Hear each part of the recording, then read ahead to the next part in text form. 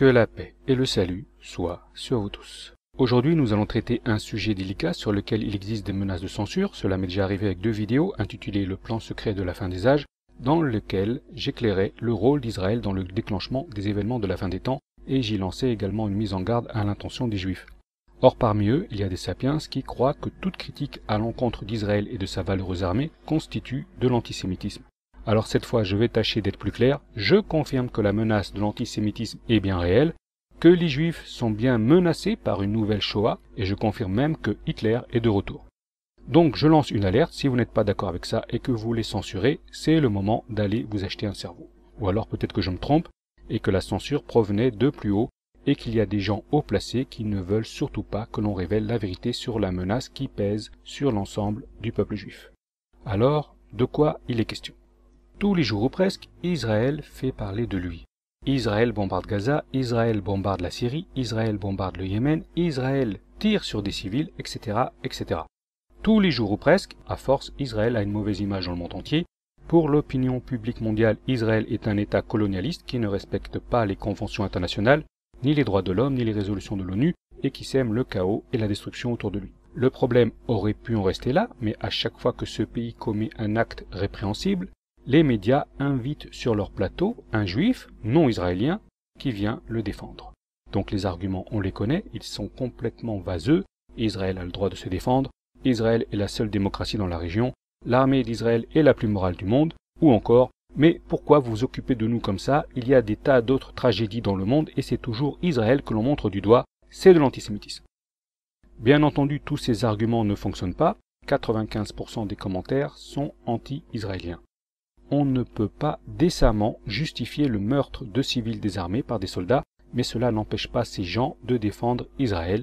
Ils agissent par pur réflexe tribal et ils se croient malins en agissant ainsi, mais s'ils se doutaient de la raison pour laquelle ils sont systématiquement invités, ils fermeraient leur bouche une bonne fois pour toutes. Mais curieusement, il y a des Juifs qui, sans renier Israël, sont contre la politique colonialiste et brutale de son gouvernement, mais par contre ceux-là, vous remarquerez qu'on ne les invite jamais.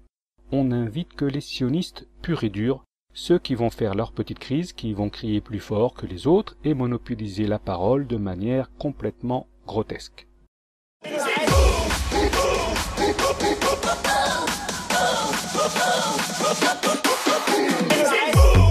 En réalité, si l'on y réfléchit bien, il apparaît que tout ce qui tourne autour d'Israël n'est qu'une vaste mascarade soigneusement planifiée afin de susciter un sentiment anti-juif.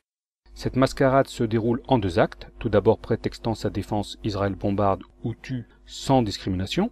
Ensuite, un juif est chargé d'endosser la responsabilité des actions de cet État au nom de tous les autres. Tsahal est l'armée la plus morale du monde. Et en fin de compte, le public a cette impression que tous les juifs sont forcément complices des crimes israéliens. En réalité, avec cette mascarade, nous sommes en train d'assister aux prémices d'un plan qui vise à déclencher une vague mondiale d'antisémitisme pour finalement ramener tous les juifs du monde en Palestine. Et cela arrivera bientôt. Tous les juifs devront alors quitter leur nation pour retourner vivre en Palestine. Adieu New York, adieu Paris, bonjour les camps de réfugiés. Et tout ça pourquoi?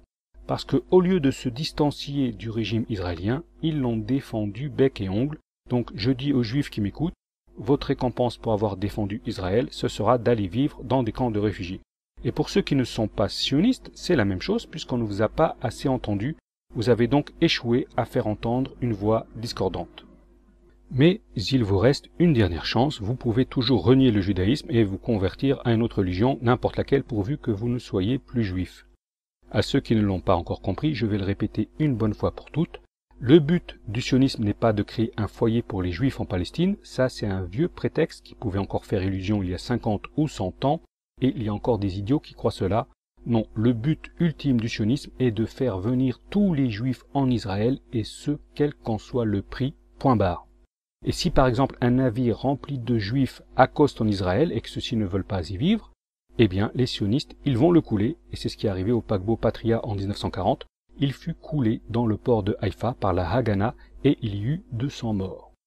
Même chose pour les juifs d'Irak, quelques attentats organisés par le Mossad les ont forcés à venir en Israël. Ce que je raconte, c'est l'histoire officielle, ce ne sont pas des rumeurs. Dites-vous bien que du point de vue des vrais sionistes, la vie d'un juif qui n'habite pas en Israël ne vaut rien. Et ces sionistes sont futés puisqu'ils ont fait croire aux juifs qu'en allant vivre en Israël, ils seraient plus en sécurité qu'ailleurs dans le monde. Ils leur ont fait croire qu'aller vivre au milieu de centaines de millions de musulmans hostiles était préférable que de rester en Europe. Comment? C'est là un mystère qui n'obéit pas à des lois rationnelles.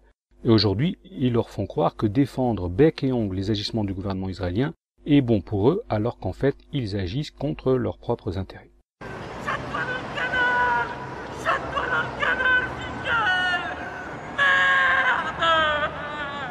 Il a dit quoi?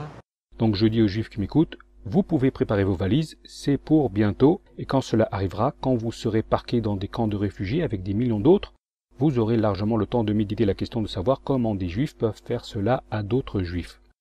Vous serez dans des tentes, vous ferez vos besoins dans le sable, et vous réfléchirez alors à cette question, comment avons-nous pu être aussi bêtes pour tomber dans un tel piège? En attendant, je vais vous dire comment cela va arriver, c'est très simple. Aujourd'hui, on n'arrête pas de parler de reconstruire un temple sur l'esplanade d'Al-Aqsa. Dès que l'on en parle, les sionistes frétillent, alors qu'à la base, ils ne sont pas religieux. Et d'ailleurs, le judaïsme interdit formellement à tout juif de poser le pied sur la terre d'Israël tant que le Messie n'est pas apparu. Mais c'est pas grave, il suffit de faire comme si cette interdiction n'existait pas. La conclusion logique de cette entorse à la loi divine, c'est une catastrophe, c'est une nouvelle Shoah, et cette fois, elle sera entièrement de leur faute. Et c'est ainsi que dans un proche avenir, peut-être moins d'un an, un dirigeant israélien, cela peut être Netanyahou, cela peut être Lieberman, cela peut être n'importe qui, mais il sera mandaté pour cette mission, ce dirigeant devra faire une chose impensable, une chose tellement inimaginable que personne ne s'y est préparé, c'est une chose qui pour le moment relève au mieux du fantasme. Il devrait tout bonnement déclarer la souveraineté israélienne sur l'esplanade des mosquées et la reconstruction du troisième temple. The Temple Mount is in our hands. We are in Jerusalem and we are here to stay. Alors aussitôt, 1,5 milliard de musulmans entreront dans une rage folle, et parmi ceux-ci, il y en a une grande partie qui vivent en Europe et en France, et c'est alors une véritable guerre civile qui va commencer. Les forces de l'ordre seront débordées et l'armée ne sera pas là. L'armée aura été envoyée à l'étranger. Tout cela a été planifié depuis longtemps, et ces troubles civils doivent être compris dans la logique de la préparation d'une invasion russe. Les Russes pourront intervenir sous prétexte de rétablir l'ordre, mais ce sera également le cas des forces de l'OTAN. Il y aura donc un méli-mélo, personne ne saura pour quelles raisons exactes ils interviennent, et quant à la caste dirigeante, elle aura déjà fui dans d'autres pays, la population sera donc livrée à elle-même. Et dans ce contexte, les Juifs devront impérativement fuir. Où?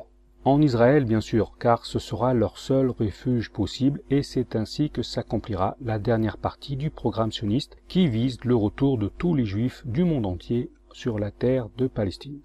Voilà, maintenant vous savez pourquoi Israël bafoue impunément les lois et les droits des Palestiniens, et pourquoi des sionistes sont mandatés dans les médias afin de faire endosser ces crimes au nom de tous les Juifs. Il leur suffit de dire « je n'adhère pas à cette politique colonisatrice ». Au lieu de cela, ils déclarent « Jérusalem est la capitale de l'État d'Israël depuis 3000 ans », ce qui est une totale absurdité. Ils finiront donc dans des camps de réfugiés. Le programme sioniste se conclura donc par la victoire des antisémites et d'indicibles souffrances pour le peuple juif, mais le pire sera encore à venir.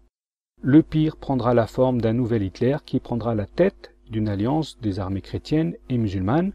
À ce moment, du point de vue des chrétiens et des musulmans, il sera logique de s'allier entre eux et d'attaquer ensemble Israël, qui sera rendu responsable d'un énorme chaos mondial. Je précise que tout cela a été annoncé par des prophéties aussi bien juives, chrétiennes qu'islamiques.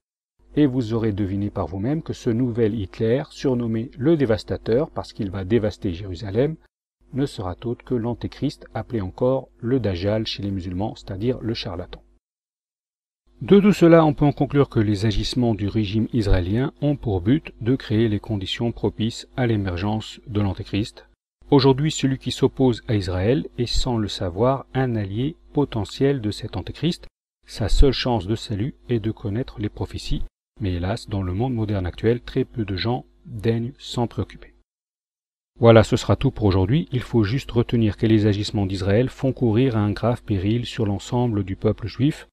Ce n'est donc pas la peine de céder à la haine. Les sionistes qui paradent dans les médias ne sont que des idiots utiles qui agissent contre leurs propres intérêts. Sur ce, je vous remercie de m'avoir suivi et je vous donne rendez-vous pour la prochaine vidéo. À très bientôt.